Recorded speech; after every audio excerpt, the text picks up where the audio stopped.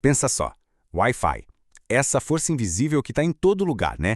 Parece até mágica, informação voando pelo ar, conectando a gente com o mundo todo. Mas o que é o Wi-Fi de verdade? E o mais importante, o que acontece quando essa mágica toda falha e de repente nossos dados ficam por aí expostos? Então, olha só o nosso roteiro. A gente vai começar com a tal magia do sem-fio, depois mergulhar da física até os pacotes de dados, ver a evolução do Wi-Fi e aí o papo fica sério. Vamos falar sobre quando os dados são violados, o que fazer no incidente e, por fim, sobre a nossa responsabilidade conectada. É uma jornada que vai da física até a nossa segurança digital. Ok, então vamos lá. Para começar, a primeira coisa que a gente precisa entender é que o Wi-Fi é, na verdade, só um nome comercial, uma marca, sabe? A tecnologia por trás disso tudo usa ondas de rádio, mais especificamente micro-ondas, para fazer a informação viajar pelo ar. E olha, isso não apareceu do dia para a noite não. Foi uma construção de décadas. Começou lá nos anos 70 com uma rede experimental no Havaí, a AlohaNet.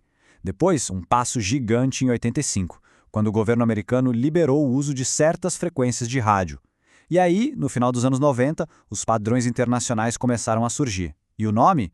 Wi-Fi foi criado em 99 porque, vamos combinar, é bem mais fácil de falar do que 802.11, né? Beleza, agora a gente vai ter que voltar um pouquinho para a aula de física. Mas calma, prometo que vai ser tranquilo. Para entender como o Wi-Fi funciona de verdade, a gente precisa sacar a relação fundamental que existe entre eletricidade e magnetismo. Tudo começa aqui, com o campo elétrico. Pensa nele como uma aura de força invisível em volta de uma partícula com carga elétrica. É a peça fundamental de tudo isso. E quando um monte dessas partículas resolve andar juntas, em fluxo, a gente tem o que chamamos de corrente elétrica. É basicamente a eletricidade que passa pelos fios da nossa casa. E é aqui que a física fica poética. Sabe o que acontece? Um campo elétrico em movimento gera um campo magnético. E adivinha, um campo magnético em movimento gera um campo elétrico. Um cria o outro, num ciclo que se alimenta sem parar. O resultado é essa onda que viaja sozinha por espaço, a tal da onda eletromagnética. É isso que leva a internet até o seu celular. Tem uma analogia ótima para visualizar isso, que é a da corda de pular. Imagina o roteador balançando uma ponta da corda para cima e para baixo, sem parar. Essa onda constante que ele cria é a onda portadora. É o sinal base.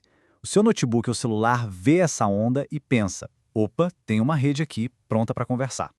Agora, como a informação entra aí? Aí que vem a modulação. Continuando na analogia da corda, além de balançar para cima e para baixo, imagina que o roteador dá umas chacoalhadas rápidas para a esquerda ou para a direita. O movimento para a esquerda pode significar um número 0, para a direita, o número 1. Fazendo isso milhões de vezes por segundo, ele consegue transformar qualquer tipo de dado, um e-mail, um vídeo, qualquer coisa, numa sequência gigante de zeros e uns.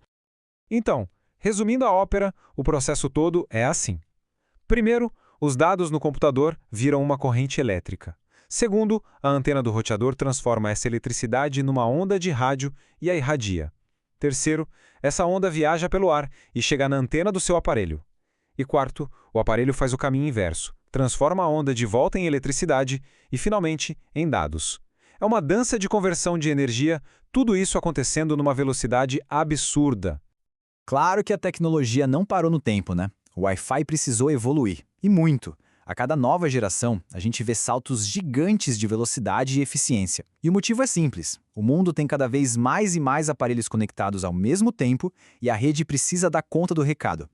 Olhando aqui para gerações mais recentes, a gente vê bem essa evolução. O Wi-Fi 5, por exemplo, usava só a banda de 5 GHz. O Wi-Fi 6 e o 6E já trouxeram mais opções, como a de 2.4 e a nova banda de 6 GHz. Mas olha só o salto para o Wi-Fi 7. A estrada por onde os dados passam, que é a largura do canal, simplesmente dobrou de tamanho. E a velocidade teórica máxima disparou para impressionantes 46 gigabits por segundo. É muita coisa.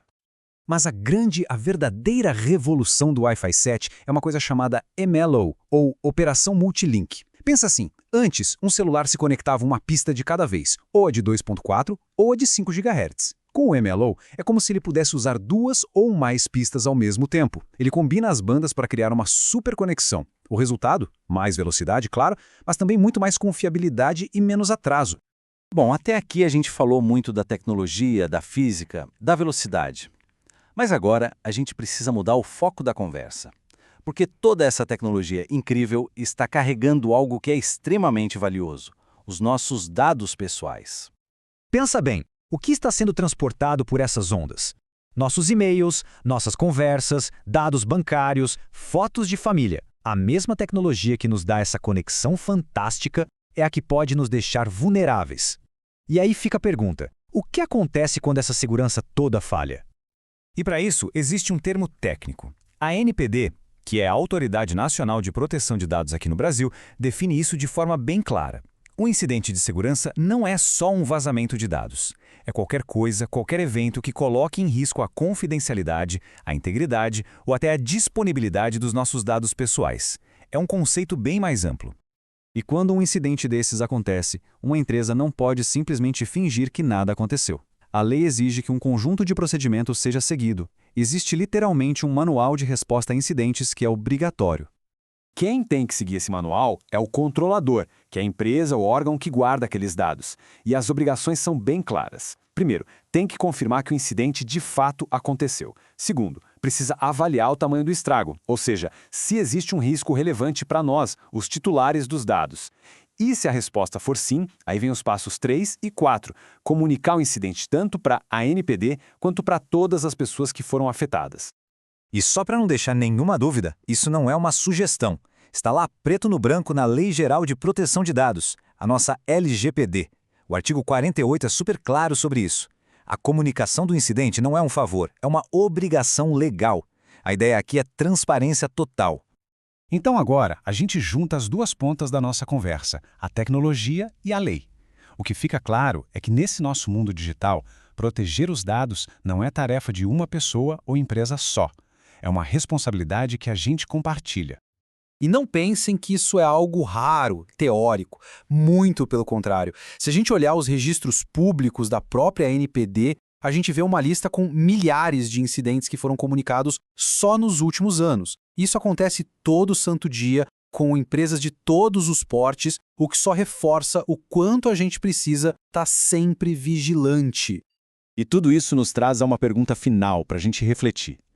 Com o Wi-Fi conectando o nosso mundo inteiro, de quem é a responsabilidade final de proteger todos os dados que passam por ele? É de quem fabrica o aparelho? Da empresa que oferece o serviço? Do governo que cria as leis? Ou será que é nossa também? A verdade, provavelmente, é que cada um de nós tem um pedaço dessa responsabilidade gigante de cuidar do nosso ecossistema digital.